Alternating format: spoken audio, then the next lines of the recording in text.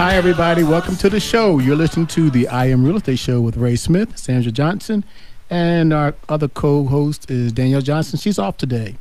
So we're going to be discussing some real estate topics with Don Geisler, who is from Indy Realty. He is the CEO and founder of this local Tucson company, as well as a designated broker. So, Don, how you doing today, sir? I'm doing great. Thanks for having me on. Too fun for favorite day of the month, as always. Last time we was on the show, we had a compensation settlement and talking about that. And I wanted to bring up this again because in the last times that we talked, I had a bunch of my friends asking, hey, are you okay in the real estate? Are you okay? Is real estate okay? What's going on with real estate? And I was like, well, everything's going well. And I went through the process about talking to them a little bit about the settlement and what's going on. And the fact is that first thing is that the settlement hasn't been approved. That's the first thing you have to worry about. And the fact is that things may be changing in July. But that's not firm because a lot of things have to happen between now and July. Yeah, my understanding is that it still has to be approved by the judge. The settlement still has to be approved. My understanding is also that whether or not that happens, NAR and MLS and local associations are going to implement the proposed changes. Okay. So we should see in July the deletion of co-op fee offers of compensation from the MLS. So regardless of how that functions on the backside, that is probably very likely to happen regardless of how the process progresses along. If I may, Don, the people who are regular persons going out to look in MLS don't get to see those kind of things like the compensation and stuff, do they? Because I think it just goes to us. So they don't see that and they don't, well, what are you talking about? When I go on there, I don't see what your compensation is and what's been negotiated and things like that. Right. And that has historically been an agreement between brokerages to offer cooperative compensation. It's not a requirement of any certain amount, and it never has been. There has never been a specific percentage. But there has always been communication via the MLS through to brokerages of what the compensation is going to be. Okay. So that is going to change. And so buyer agent compensation rather, is likely to change. So the mechanism of it is likely to change come July, whether or not there's final approval of the settlement. One thing I want to just take a step back and say, so that when you see those detail sheets at properties, there's a client version and there's an agent version. There is. And so clients are really getting information specific to the house. There are some things that a seller really doesn't want to share with the general public, like if they're going to be on vacation for a certain amount of time and the house is not going to be occupied, or if there are certain time restrictions due to their lifestyle. Those are kinds of things that really aren't relevant to the actual property, but they are to giving access. And so it's important for agents to have it, not necessarily important for the general public to have that information. And so there are just a few fields on there that are going to differentiate between information agents have and that clients have. And so this is one of those fields that is just going to go away. That doesn't mean necessarily that sellers aren't going to be offering to help a buyer get into a house by compensating a buyer's agent. It just means that field then will go away. Yeah, that agreement will not exist through the MLS, and offers of compensation will not exist through the MLS. All indications and the confirmation that I've received recently is that still perfectly legal for brokers to offer cooperative compensation, just not through the MLS and as a condition of participating in the MLS. But it's interesting. It's intriguing to me that we have buyers and sellers out there looking for it now. Yes. Saying, hey, where's this field that everybody, where's this co-op fee percentage that everybody's talking about? And it's good, that because that just shows that, they're becoming more sophisticated and the transparency that is required that should always been part of the conversation is happening, right. So agreed. Because it's going to be relevant to a buyer whether a seller is offering, that type of compensation, because they, one of the parts of the agreement is that buyers are going to be required to have an employment agreement with their representative, which will dictate how how they're being paid. Right.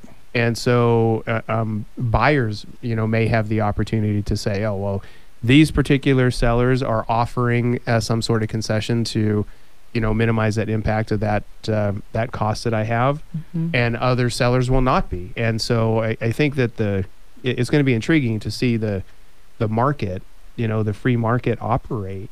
And, we may be looking at it as an amenity to a particular house, because if the buyers are getting, a little bit of relief from the sellers to assist with paying their closing costs, and this hasn't changed, by the way. I know Right. I'm not saying anything earth-shattering and different, but if a seller is offering concessions or your, financial incentive, to a buyer for their closing costs, then that's an amenity to that particular house, which does make that house more desirable, for a particular buyer. And I think part of it too was just there are two topics here. One being transparency, and the other being, were the fees negotiated? And the fees were always negotiated. Yeah, it's absolutely true. I mean, it's funny in our social media world. I'm always amused by somebody somewhere who just says something. Yes. And it's just truth, and we see all kinds of things out there, which is, I've just seen just some of the silliest stuff that just seems to have been largely just accepted as truth. One of those things, and I'm just quoting what I said. I'm not speaking about commission rates. Commission rates are always negotiable, always have been, but I've literally seen out there, commission rates are going from 6 to 3. And I'm like, where does this come from? I mean, there are so many misconceptions just in that statements, and non-truths just in that statement, that there's really a lot to be unpacked. And so it's really up to us as professionals to have the conversations with our networks, with our database, with the people that know us. Yes. And we encourage agents, reach out to the people that know you and trust you and that you've done business with, and ask them, have you heard about this stuff? Are there any questions that I can answer for you so that you can have clarity? This is not a topic that we should be running from. There's change on the horizon. Change opens doors, in all scenarios. Right. Change opens doors, so we need to be embracing it and, let people know we have the answers. We don't have all the answers yet because there's a process in place of change. Right. But we are just so happy to answer these questions with anybody that wants to chat. And there's silence on the radio. We're all looking at each other. That's what you miss when you're not in the studio here. We're all looking at each other like, who's taking over from here? No, the With problem, that, we're going to actually go to break the problem here. is that everyone knows that I can take over a room, so I'm trying not to take over a room. I'm trying to give everybody a chance to speak and say what they have to say, because trust me, I have a lot of things and questions to ask that I was going to ask Don about the fact that it helps you re-engage back with your SOI. Yeah, Sphere of re-engage influence. with your network. Yeah, with your so if you network. haven't heard from us in a while, you're probably going to be getting a phone call. Yeah, we're heading to the break. We're here with Don Geisler, who is our boss and CEO of Indy Realty. And we're back on the other side. Hi, thanks for staying with us in the second segment. We're here with Don Geisler, who is the CEO and designated broker of Indy Realty. We're the Johnson Smith team. We lay our license at, and we're very happy to do that. And who's not here is Danielle. Danielle is taking the day off. You're here with Ray Smith and Sandra Johnson. We're here with our boss, Don Geisler. You still there, Don? Hello, I'm still here. We thought we'd continue the conversation because there was a question that came up during the break, and we were talking about this document that's called the Buyer-Broker Agreement.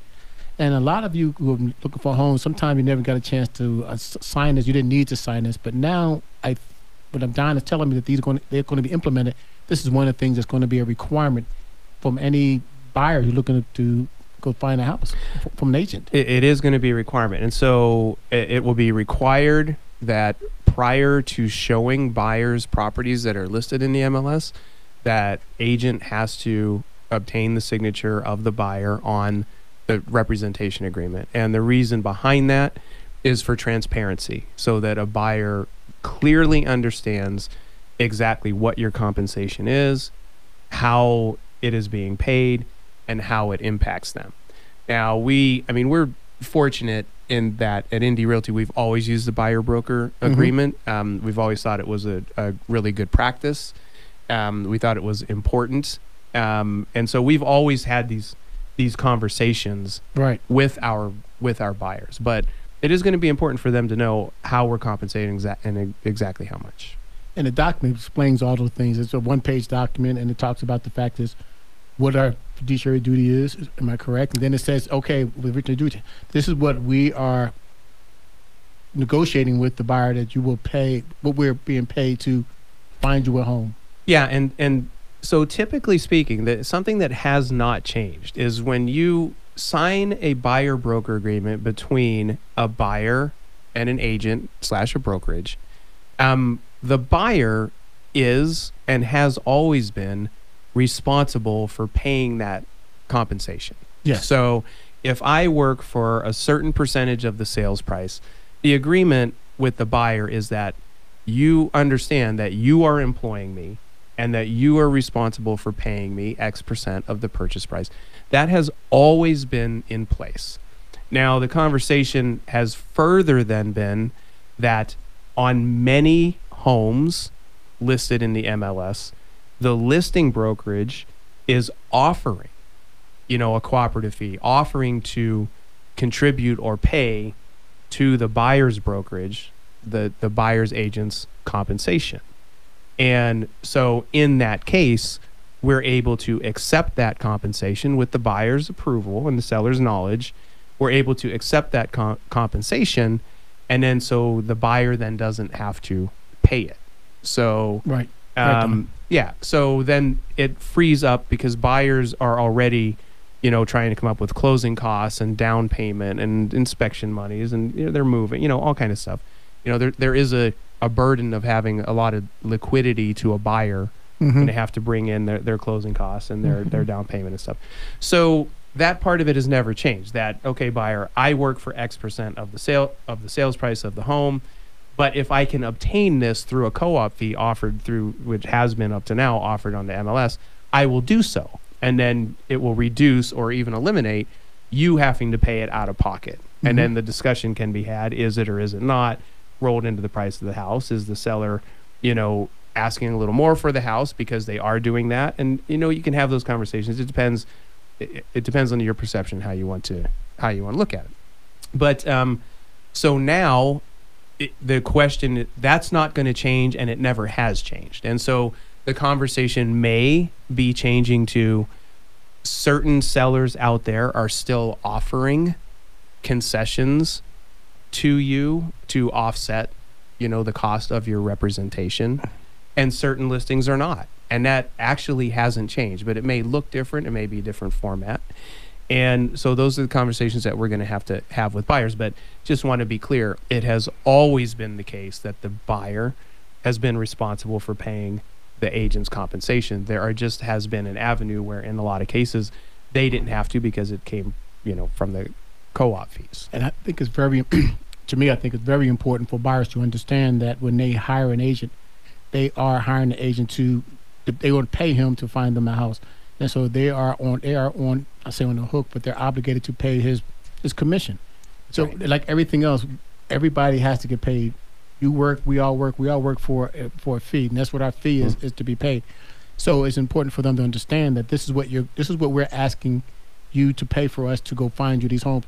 And being in that business of real estate, it's not a simple business. We're talking about a very expensive transaction. And I would tell Sandra, the thing about this, you want to go into there with someone who knows what they're doing.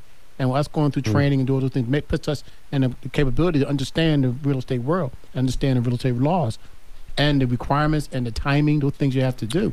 It's not a little funny thing. Yeah, I previously mentioned, and I know I don't want to offend anybody, but the mama's basement experts on the internet. I mean, it just makes me insane because there is so much complexity to a real estate transaction. And granted, some of them are easier than others. Like if you and your neighbor are like-minded and you've been chatting and you're friends, and the neighbor says, hey, Raymond, I'm going to sell you the house, and you agree on it. And you could do it on a napkin, and you can go down to the escrow company and you can transfer it, and it's a snap. That is far and away the exception to the rule. What we have is a giant marketplace that is bringing together buyers and sellers coming from completely different backgrounds, perspectives, attitudes. And then we're trying to, first off, we have to navigate the legal part of the agreements, and there's a lot to it.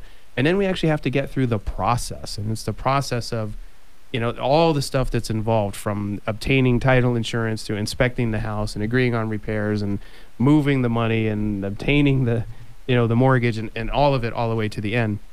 And you're right. It's unbelievably complex transaction.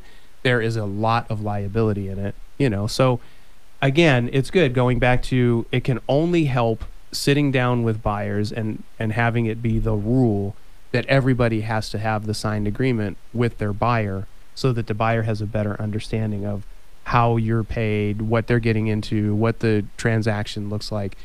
And like I said before, we've always used buyer broker agreements, so I can't think of a buyer driven sale that we've done at the company that didn't include one.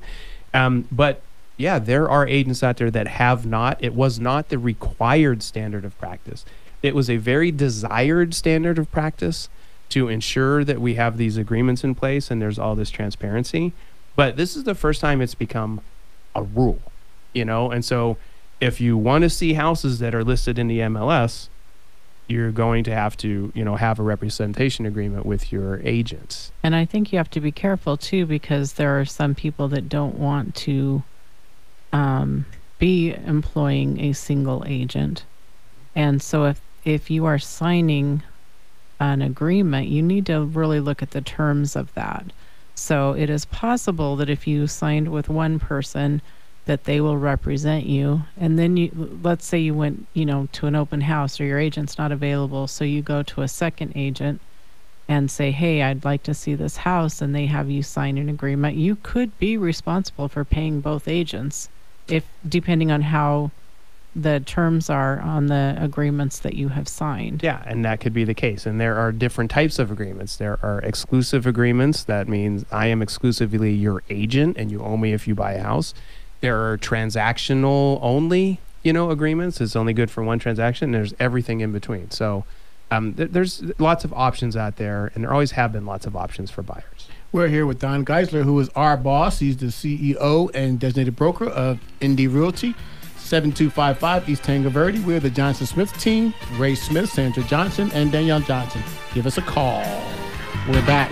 We're here with Ray Smith, Sandra Johnson.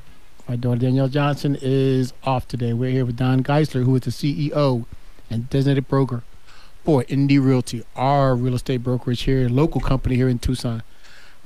During the break, Don said something about a cookie, and I'm just hungry now. And I don't want him to talk about it right now. I just want him to realize that now all I can think about is cookies. And I don't eat sweets, so I'm like, boy, but cookie would be great right now. That is very high-end cookie. I tell you, it was worth skipping a meal for these particular cookies.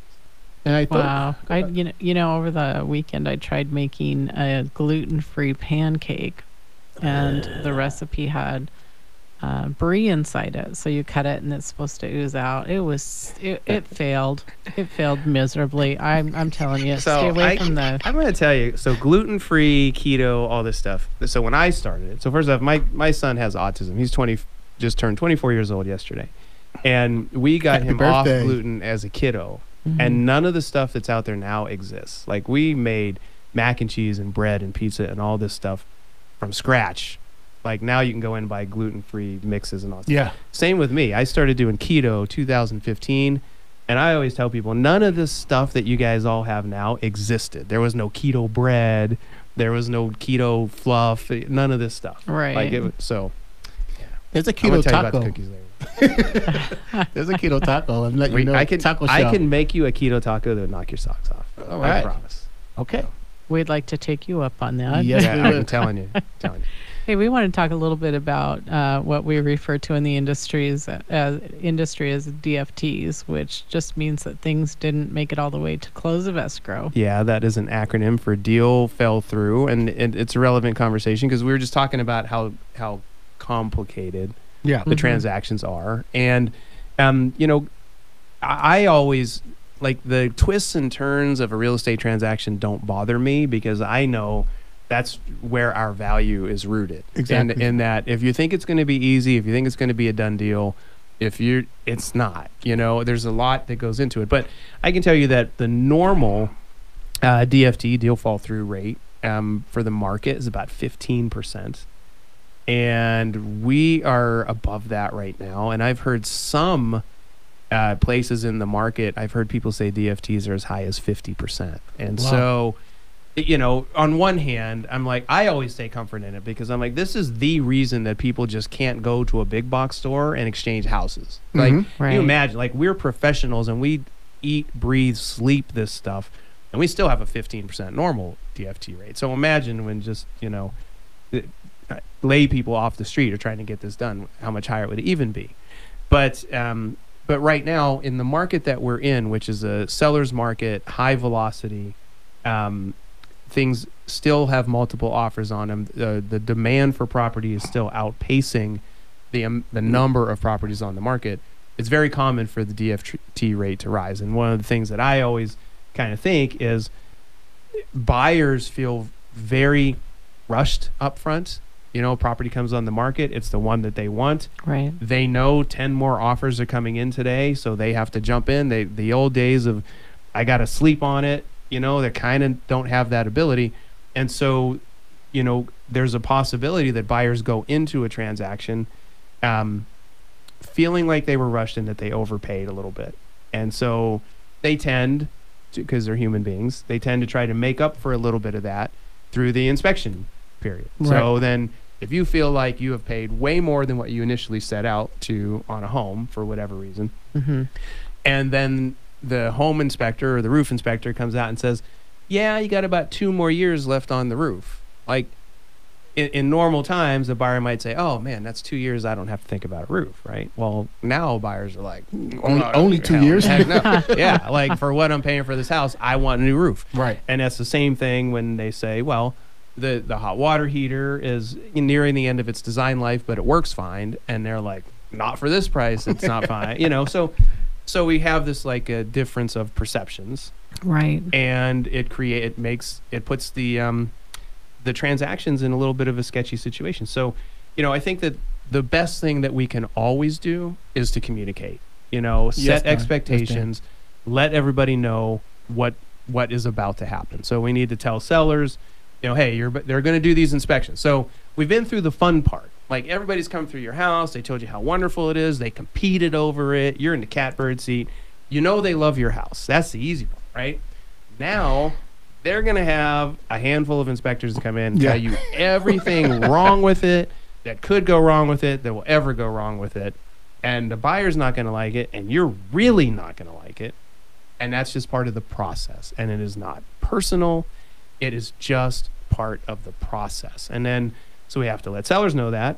And then we also have to let buyers know you don't get to pretend this is a brand new, luxury car rolling out of the showroom and there's a little ding and you want to, this is a house that's been lived in. Right. And people tend to lose their perspective. They want it by the time we're done with this transaction, they want it showroom, remodeled. Right. And the inspection period is supposed to be for real deficiencies, things that are safety or danger, structural, things that they feel like they can't live with that they want to get. It's like high-end items that we know that are going to take a little bit more to repair. You want to be aware of it. But my thing, sorry to interrupt, Don, but my thing is we go through these inspections and they sit there saying, the air conditioner work is at the end of its life. Well, is it working right now? It is working, but it's at the end of its life. That's like saying, are you dead? Are you still breathing? Yes, then you're still alive. So therefore... Yeah, it won't be replacing me just yet. Yeah. Well, but that is absolutely, the buyers are coming in and they're saying, I don't want to deal with this next year. For what I'm paying, I want it to be taken care of. I want it to be in good shape now. So, setting expectations, keeping emotion out of it. And here's the secret: you can't keep the emotion out of it with the buyers and sellers. It's an emotional process. Yes. Right. As the professionals involved, We we are the objective problem solvers and guides and counsel in the middle of an emotional storm. And it's just really important for people to remember that. But I would expect the DFT rates to stay elevated a little bit. And so, there are ways and some techniques that we can try to reduce it, but it's going to be a part of the market for a little while. I don't know if I can say this on the radio. I'm Then don't looking say at it. Tom. I think there's like a Binzer hell, and I think I'm living in it right now. What is It's Binzer? Binzer hell. Binzer, it is.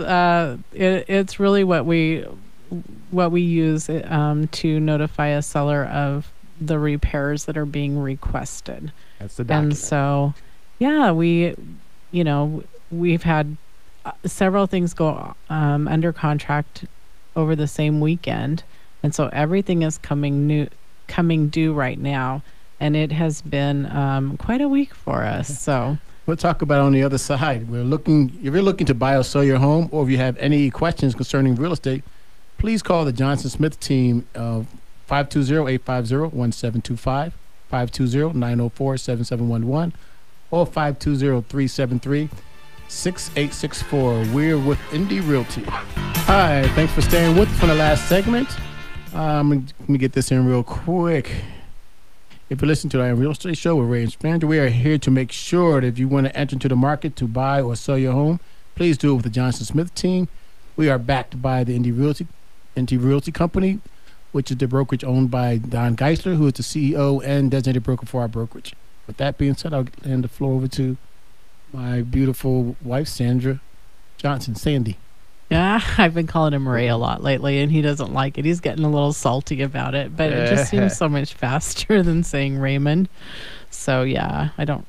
Got all those deals going on. There's no time for 2 syllables, man. That's right. We gotta be serious. So There's no, always time. Toughen up over there. Okay, so we've been talking about DFTs and Benzers. So the that repair request process is really, kind of the make it or break it part of the transaction. And I will say this week, on both the buyer and seller side, we have seen so many things from foundation issues to leaking roofs to mold, Beehives. sewer beehives. Oh yeah, sewer Mhm. systems that are getting scoped.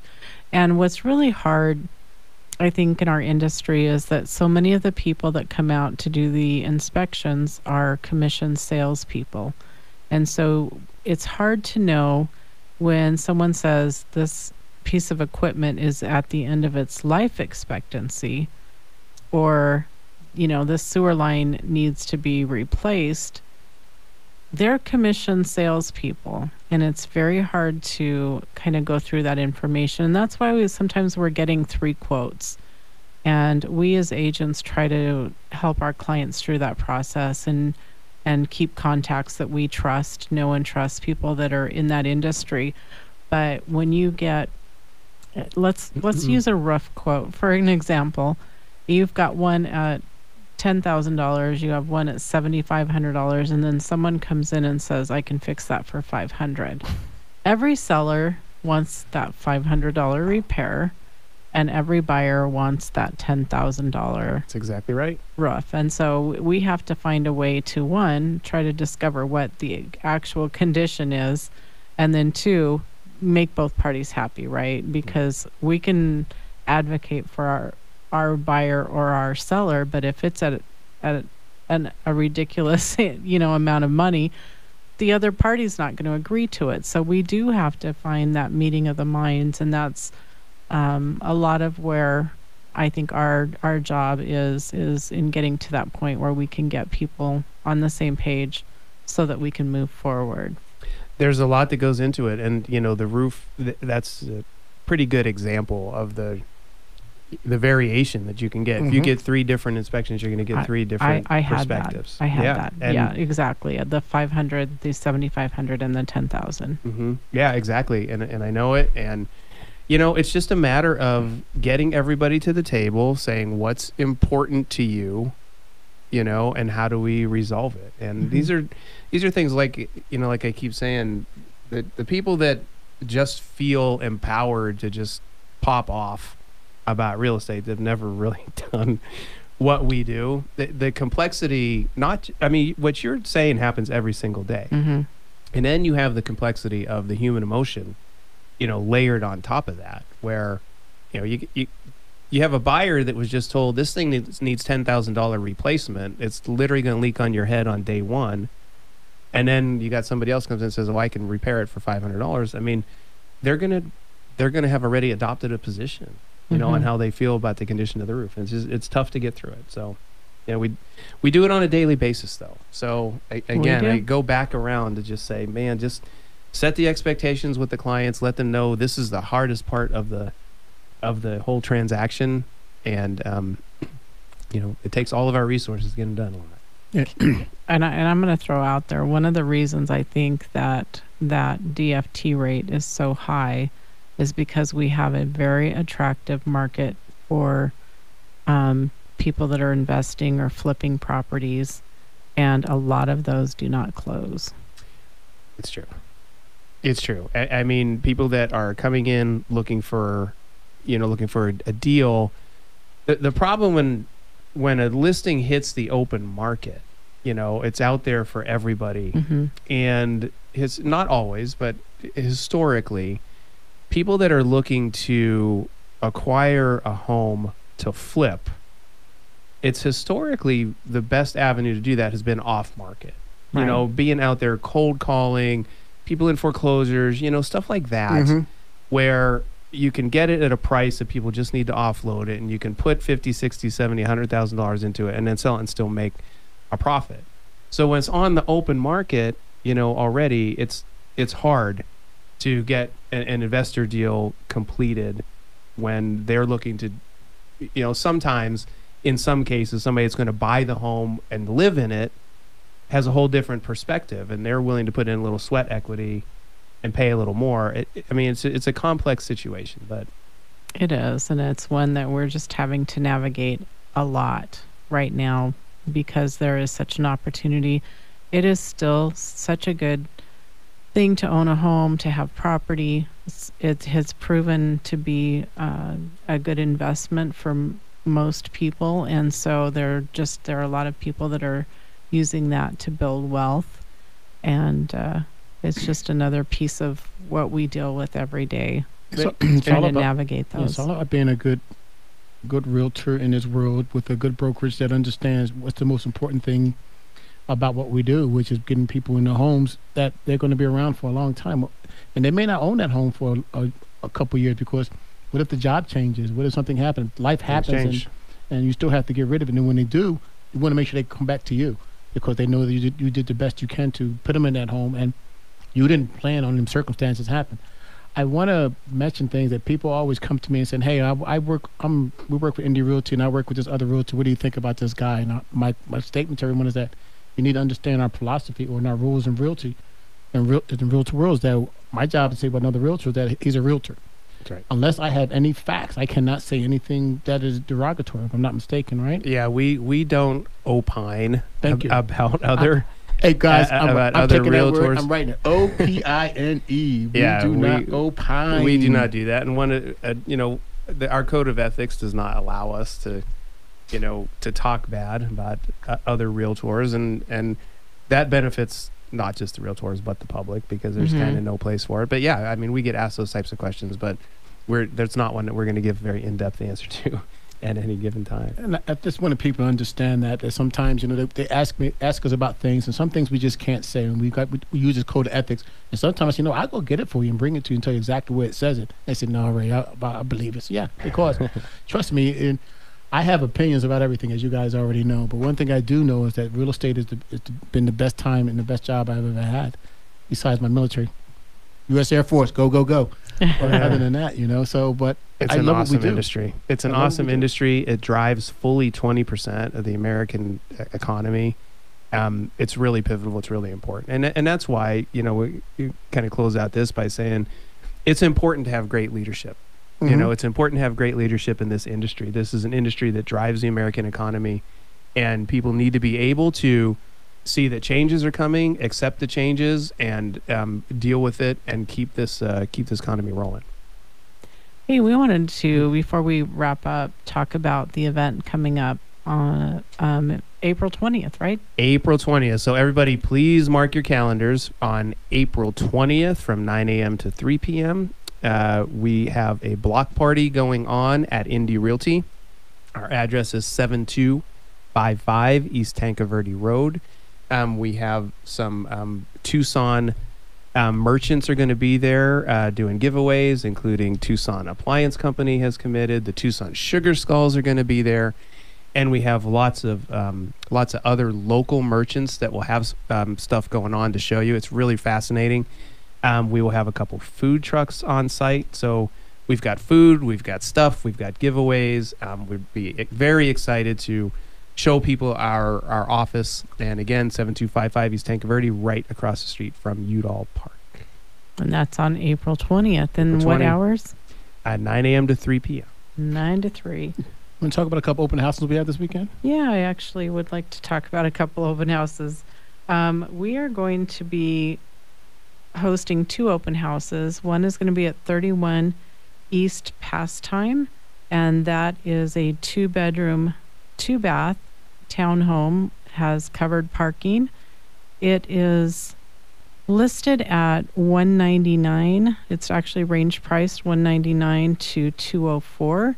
And the seller has offered to either do an appliance credit or contribute towards a buyer's closing costs with an accepted offer.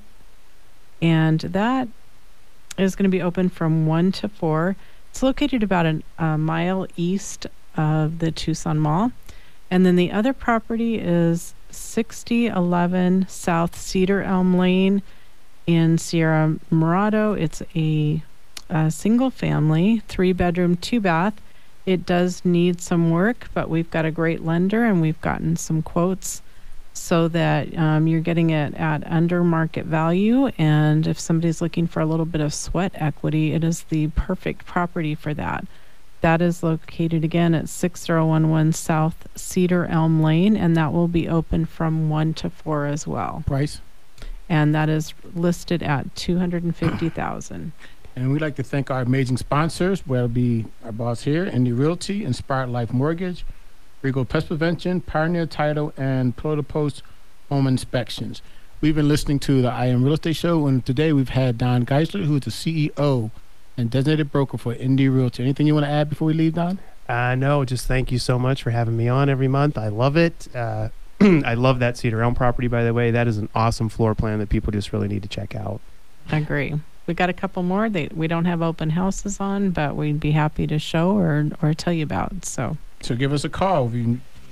We are the I Am Real Estate team with the Johnson Smith team at Indy Realty, 7255 East Tanca Verde. We're the soon-to-be and future, maybe the #1 real estate agent in the world. In the room, for sure. In this room, we are #1. Room.